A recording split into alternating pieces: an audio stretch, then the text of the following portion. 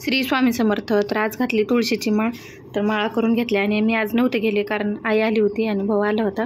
ते का ते मी नंतर सांगते तुम्हाला. तर हे बटाटे किसून घेतलेत. तर मी आज उत्तप्पे बनवले. तर तरी का ते सांगते. हे पीठ बघा ना, गिरणीत अजिबात चांगलं दळून दिलं नाही. भाकरी अजिबात चांगली आली नाही. तुम्हाला भाकरी पण दाखवते. मग हे पिठाचं आता काय करायचं, एवढं मोठ्या बघरीच्या मोठं दळण आले. तुमचं पण असंच जर पीठ झालं असेल तर त्याला ऑप्शन म्हणून हा पदार्थ तुम्ही करू शकता. तर हे उत्तप्पे चांगले होतात.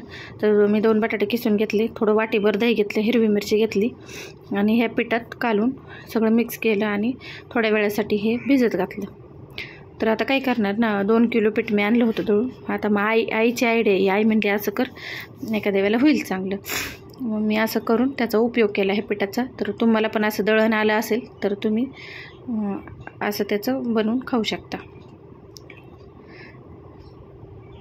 असं हे सगळं मिक्स करून घेतलं मिश्रण. चवीपुरतं मीठ, चवीपुरती मिरची आणि दही वाटीभर टाकलं आणि चांगलं भिजत ठेवलं ह्याला, भगरीच्या पिठाला. आणि तोपर्यंत मग बाकीचे कामं उरकून घेतली. दही पण मिक्सरला थोडंसं फिरवून घेतलं.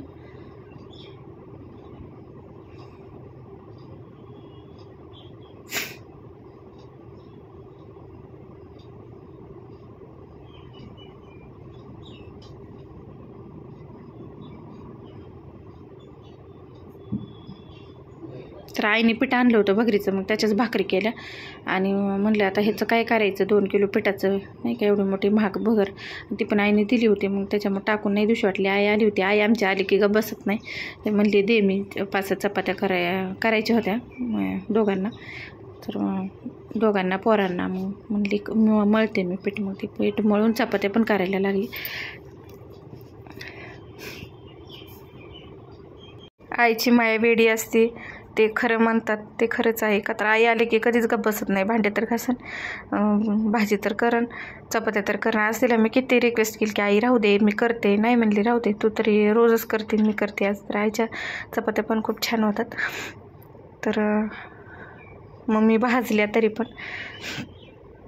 मग आपलं तोपर्यंत पीठ भिजलं. तवा परत धुवून आणला मी घासून आणि परत त्याच्यावर हे उत्तप्पे केले उपवासाचे. तर अशा प्रकारे तेल लावून घेतलं आणि त्याच्यात हे मी असं सोडून दिलं.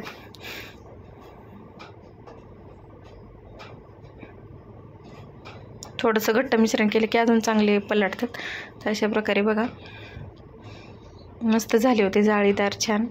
आई म्हणली अगं भाकरीच्या वर लागायल्यात, छान झाल्या. तर म्हणलं खा. मग आईला दही आणि ते गरमागरम दिलं. आणि मग भावासाठी आणि बाकीच्यांसाठी मटकीची भाजी, कारल्याची भाजी आणि चपात्या आणि शेंगा आणल्या होत्या त्यांनी, तेच खाल्लं त्यांनी. अशा प्रकारे 3-4 केले.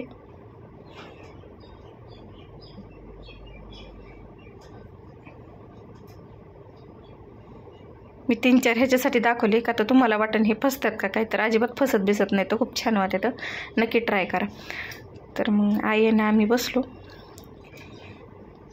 ह्यांना पण जेवायला दिले. आमच्या ह्यांना व्हिडिओमध्ये यायला नाही आवडत, पण मी थोडासा आपला काढला.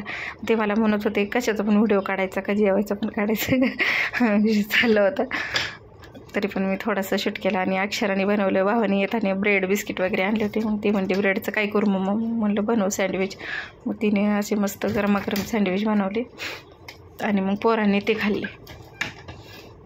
आणि हाच होता आजचा छोटासा व्हिडिओ. आवडल्यास लाईक करा. श्री स्वामी समर्थ.